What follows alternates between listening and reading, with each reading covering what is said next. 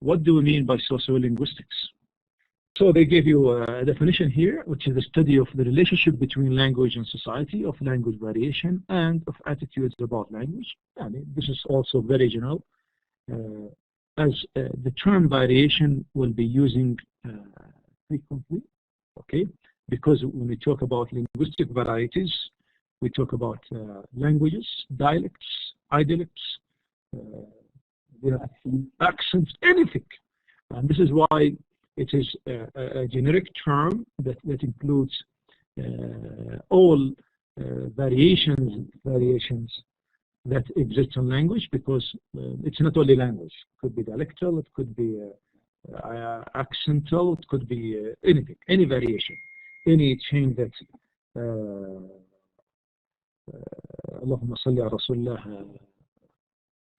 exists, okay? At all levels, okay? The level of grammar here, grammar they use the term grammar in a very different way when we use it in linguistics than we use it when we teach in the classroom. Grammar means rules of language at all levels, okay? At all levels, phonological rules, grammatical rules, syntactic rules, rules, at all levels. So don't be fooled by this kind of thing. So as it is, I mean, something that we have in we as human beings, Allah subhanahu wa ta'ala يقول إيش ما أبغى ألخبط فيها وكذلك خلقهم يعني مختلفين يعني we're different in all aspects. You remember it? Okay, so no, إن أكرمكم عند الله أتقاكم. This is something else. This is something a sociolinguistic principle that we'll be studying. Okay, that we appreciate variation. Okay, and no matter what that variation is. Okay, and people should not be really taking account for the variation, inherent variations that they have. Okay, and we'll see how language variations or linguistic varieties have really resulted in many social problems, even political as well as ideological problems, that sociolinguists will try to explain as well as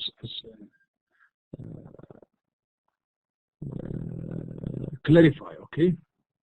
طبعا variation exists at all levels, at the individual level, at the societal level, within groups, outer groups, and all variations really exists. And as we know, you hardly find two human beings speak exactly in the same way, even if they were twins. Okay? ولهذا احنا نتكلم عن linguistic fingerprint. And this is why you have a field of linguistics that emerged out of this called forensic linguistics, علم اللغة الجنائي. Okay, forensic linguistics. Okay, so some of you could be forensic linguists if you want to. Allah يسددكم. So this gives you an idea that people speak differently. Even if they speak the same language, they have many dialects for many reasons. Even people who think that they speak the same dialect, there are sub-dialects, and for a reason that we'll talk about later on. Even every human being has his own dialect. It's called idialect. Idialect means something related to one person. طبعا اليوم I'll throw many things at you. Just to have an idea and feel what sociolinguistics is. No matter how you define it, unless you talk about the major parts that linguistics deal with, you wouldn't be able to have a full sense of sociolinguistics. So they gave a definition of a dialect. تقرأ عبد الله? The dialect, a variety of a language spoken by a group of people that is characterized by systematic features, phonological, lexical, grammatical, that distinguish it from other varieties of that same language. If you look at dialects, how many English dialects that you can think of? If you go close to the American English, you find in New York English, you say Michiganian English, you could Pennsylvania, even in Pennsylvania, okay, and almost Texan English, Alabama English, Californian English, and even in California or in Michigan, where I lived for a long time, I could tell if you are from Eastern Michigan, Western Michigan, especially if you're from Detroit, Afro-American, as somebody has brought it here. Even the way they call you, in Central Michigan, where I studied, we call people of Michigan Michiganian. They call it Michiganian. But people in Detroit, they won't call you Michigan. They call it Michiganders. And they have that in the newspapers. Like Detroit News is different from Lansing Journal. Okay, why they say it, how they got it. This is a phenomenon, linguistic phenomena that we hear every day, that we see every day. We need to look at and try to understand. طبعا أعطاكم هنا the dialectal variation might exist at all levels of language. It could be phonological, it could be morphological. Can you give me an example of a morphological variation that exists in Arabic dialects in this area? For example, we say كيف حالك, كيف حالك, كيف حالك, كيف حالك. It's very interesting, and these parts of the variation exist. And as Abdullah mentioned, we have the definition article say الباب ويقول إيش؟ إمباب. Okay, this is a very these are very salient, and they have been recognized by many sociolinguists. ولهذا يا إخوان, who do you think they talk about the real founder of sociolinguistics? من تظن؟ نعم صدقت يا نادر, he is Ibn Khaldun. And he talked about the dialectal variation that existed, what caused them, and he spread of many dialects, especially in Spain, southern Spain, and Andalusia, in the Maghreb, and in most of North Africa. Okay. طيب احنا ننتقل حاجة ثانية الحين. اللهم صل على محمد. طبعا dialect means the speech variety of an individual. Okay. That when Abdullah speaks, everybody recognizes that Abdullah is speaking. Okay, it's not Jabir or not Abdullah Omar or Abdullah Chaudhry or Nadi. It's a matter Abdullah is speaking, and he has some features that his own dialect. Dialects could be at different levels. Okay, as we have fingerprints, we have language prints. Okay, kind of saying. This is a structure that shows you how could a language have many dialects, and within a dialect they have many dialects. So it's a continuum. Nobody could really say for sure how many dialects there are for a language. It's more difficult than saying that finding out how many languages exist in the world. It is more difficult to be sure how many dialects there are in a language, a specific language. Okay, the same thing with an dialect. Okay, so these variations are so huge, and they indicate the greatness of Allah Subhanahu wa Taala. That how could such variation exist? Okay, even with the same family, with the same person. Okay.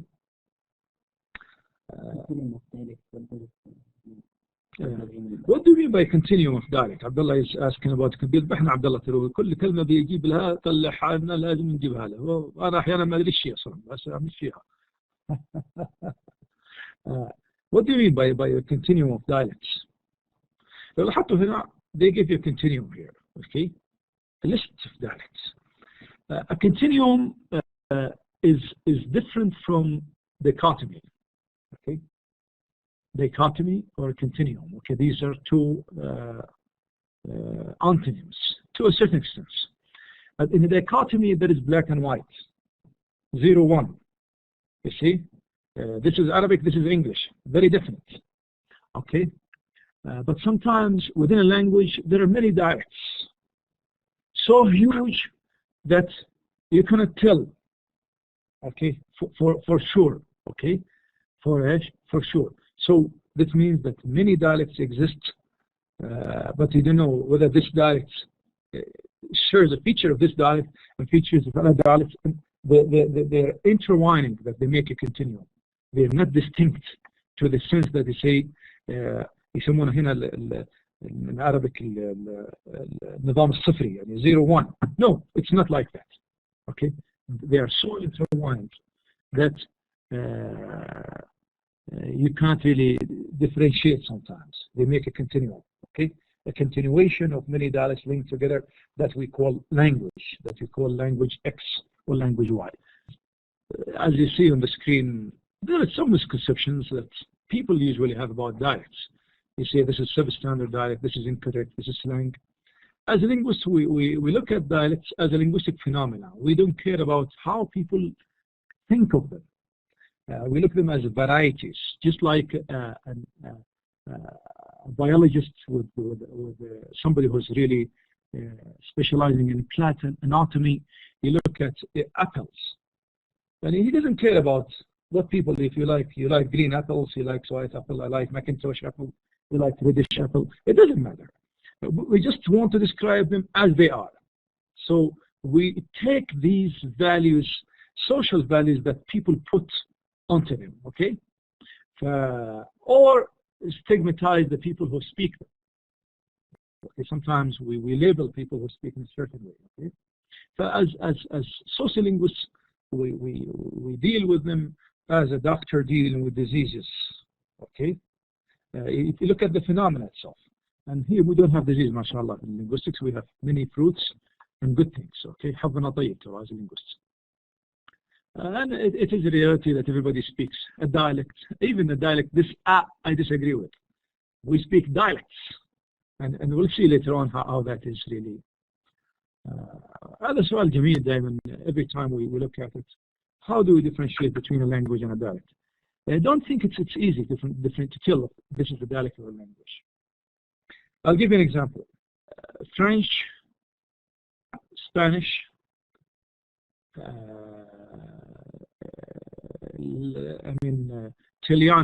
Italian, and Portuguese are languages.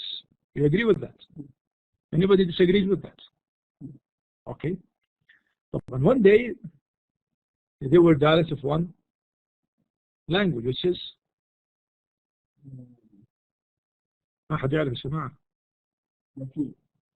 Latin.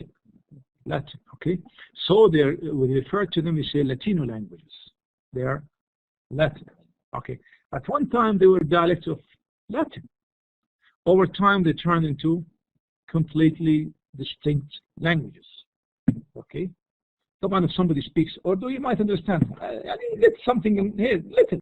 Okay. If you speak Arabic to an Urdu speaker, you might get little because we share a common Islamic linguistic background. Okay, and you have a reference to a certain extent. Although, there is a big relation. Why? How different is? We make this comparison between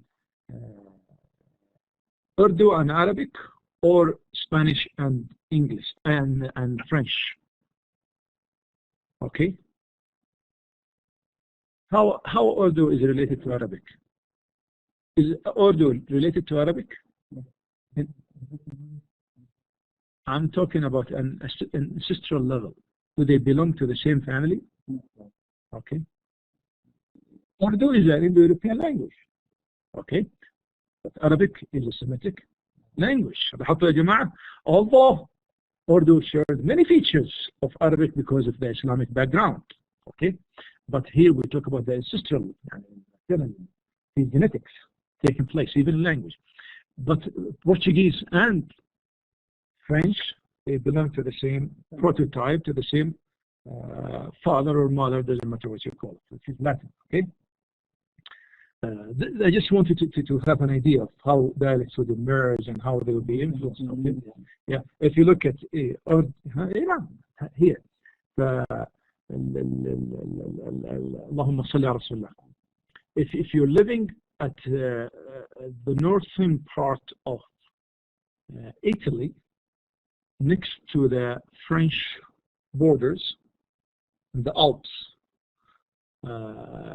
people who claim that they speak French or from French origin would understand you better, though you claim to speak Italian, than they would understand a Parisian. A Parisian means a person from Paris, from Paris, who speaks French. And you call your dialect as a French dialect, but you understand the Italian dialect across the border more than you do. Okay. I'll give another example. It's very interesting. People don't realize this. Even with English at the borders of Mexico, okay, people who are Hispanic, and they might experience the same thing, you see. And you could hardly find anybody at the borders of Mexico, the United States, who don't really find it easy to communicate in constant linguistic contact. We call it constant linguistic contact. I meet you every day. We say, I see you every day. The same thing with the border of Yemen. The border of Yemen. It's easy for somebody, Allahumma salli ala Rasulullah, the borders of Yemen, to understand the Yemenis. في حجة, في مدري إيش. Even their dialects are very close to each other. We had political barriers, but you could distinguish that this is from Yemen. They could tell. I cannot. You and I cannot tell. ولهذا أحد من الرياض ولا من الشمال يا أخي يقولون نتكلمون زي اليمنيين صح ولا لا؟ Although we feel that we speak completely different. طبعا we understand the Yemenis more than they do. Probably we understand the Yemenis more than we understand somebody from the north. القريات ولا يبعد حي. You see? You understand this? Yeah, it's not a matter of it's really complicated. It's not really clear-cut. How we call it a continuum? It's not a dichotomy, it's a continuum, okay? It's a continuum of very complicated chain of linguistic relationships. Then how can we define a dialect? How can we define a language? If it's a continuum, a continuation of relationships, how can you define a dialect? How can you define a language? Because linguists found it difficult to differentiate between a dialect and language, they just came up with this. They have no exact measure to differentiate. We have no problem, see? But with dialects and languages, things are very, very much complicated. It goes beyond our own ability. This is a reality that really face with coming with language. They created mutual intelligibility. If I understand you, that means we speak the same language. If I don't understand you, but how can you tell for a French and an Italian? You see, I speak Italian, my language is Italian. And the other guy would say, my language is. But you understand each other's more than you would understand. Do they speak the same language? طبعا هذول in the borders of Italy and the borders of what language did we call it? Italian or French? Italian. This is why there is no way, okay, but to follow certain. Even here you have British English. Do you think the Americans will understand? Find it easy to understand the Scottish when they speak. If you take, I'm not talking about educated people, not talking about the standard. If you take somebody from Alabama, they're farmers of peanuts from Alabama, okay? And you take somebody from Scotland, they say car. Or you take somebody from Europe, they say car. I parked my car. Do you think they'll find it easy understanding each other? They will understand you better. Believe me. Your English is much easier for them to understand. They give you the continuum of what I talked about a minute ago. I'm not sure the slides نعرضها عليكم ترى. They talk about, this is the continuum, you see it? Language 1, language 2, and this is the continuum, okay? Piedmontese. We call Piedmontese the people who live in the mountains in Italy, and there where they fall, okay? But this is the continuum because now we talk about the continuum. This is why you cannot call it a language. but it's a continuum between French and Italian. Italian, okay? The Bragian French and the Roman Italian, you see? Why do dialects? Yes, separate language, but it's a continuum, you see? At a certain level, this is language 1, extreme cases, and this is language 2. But in reality, among them, hundreds of dialects exist, where at a certain place, you might find a completely different variety that people claim they belong to one language, although they understand the other language better than their own language, okay? And vice versa. طبعا, these are not extreme cases, they exist. طبعا, why do dialects exist? هذا سؤال ليش? I will ask you, why they exist? For what reason? معنا يا جماعة? أنتوا at the other side of the world, we need your response. Different places, that's true, because they're located at different, for example, people in Tehran speak differently from people in Shara, and people in Shara speak different people of the desert, in general. Okay, this is different. For social reasons, people in many societies where you have here we have more of tribal societies. You're a Asiri, you speak in a certain way, you're a Ramdi, you speak in a certain way. I could recognize that you are, although within the Ramdi dialect or Asiri dialect, there are many hundreds of sub-dialects sometimes, as Jabir mentioned, ethnicity, okay? As you mentioned, class that exists in many languages, upper class, lower class, middle class, working class, etc. These social classes, as mentioned by Maram, صحيح, نعم, as well as different classes that exist, and varies from one society or another. Because if you look at this, then we have two major factors that influence dialectal variation. One, geographical, we call them geographical dialects, and the other one is, we call it regional or geographical, and social. That these two major factors that play a role in Allahumma salli ala Rasulullah,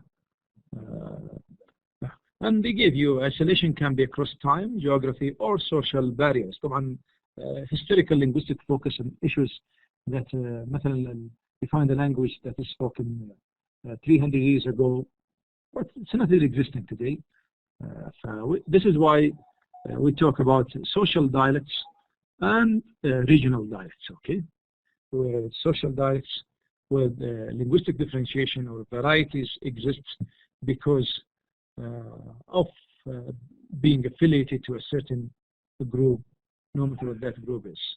While regional dialects refer to linguistic variation that exists among members of a language because of geography, isolation. If you look at Khorasan تبع المجازان ايش؟ يمكن about 60 kilometers, something like that. I don't know. I went to Khorasan, a very beautiful island, and they speak a different dialect because of isolation. Okay. Actually كان أتمنى يوم من الأيام حد يعمل دراسة خاصة في رجال المع، كان في الجبل هذا اللي between الشعبين and قرية الرجال. Okay. People were huge. لما سووا النفق هذا, it made a dramatic change, even linguistically speaking. ولهذا until today طبعا the old people في الشعبين have their own dialectal features that are different from people from the رجال. أتمنى حد يدرس هذا. ما أدري حد هنا من رجال المع معنا ولا لا. But it's very interesting how a mountain, طبعا there are social barriers and there are geographical barriers. It could be a river, it could be political borders, it could be a mountain, it could be a forest. Social barriers, you belong to a certain group and tribe, and you belong to a certain tribe. I know in Fissara مثلا, this is my hometown, you find three major tribes اللي هم عبيدي ورفيدي وبشري. And so in some areas they are intertwining. You find the this village, like Al-Balhi, I think it has 2 or 3. And they maintain their linguistic differences, although they marry to each other's. Their farms are next to each other's. They meet with each other's, but their affiliation, tribal affiliation, is very strong. Like my father, he's married to a woman from another tribe, and she maintained. طبعا أولادها يتكلمون زيها. She maintained her. It's a matter of identity, okay, which is very interesting. Within the same family sometimes you find it. Okay.